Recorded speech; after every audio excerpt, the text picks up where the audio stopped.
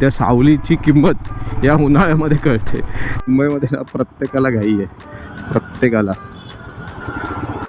आता हा सगळ्यात महत्त्वाचा पॉईंट आहे दादर टीटीचा. हे नेहमी पॅक्ट असतं इथे सगळं.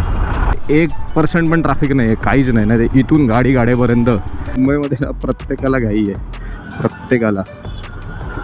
जरे मला या पोलिसांचे हाल वाटतात, जे हे एवढ्या भर उन्हाचे उभे राहतात. मुंबईच्या पोलिसांना सल्यूट आहे. हा जो एक प्लाझाकडचा सर्कल आहे, तो सर्कल आहे ना, हा कधी न संपणारा विषय आहे. बघा झाडं आहेत ना, किती सुंदर वाटतं माहिती आहे काय. अजिबात गरम फील होत नाही या रोडला. असाच रोड माझ्या ऑफिसपर्यंत आहे, पण मध्ये खोदून ठेवला असल्यामुळे त्या रोडनी जाऊ शकत नाही.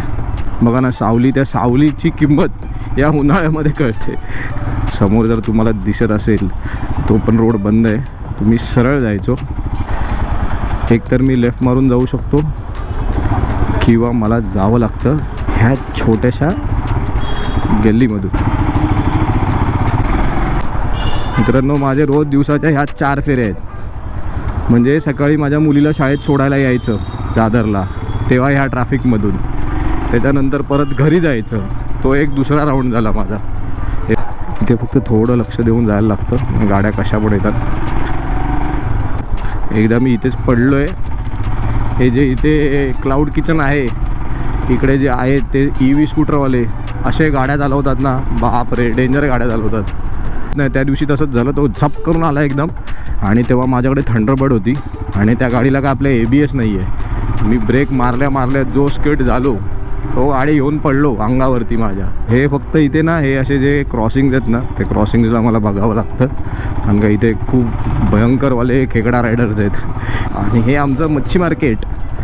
चला आलो आहे आपण आपल्या ऑफिसच्या खाली.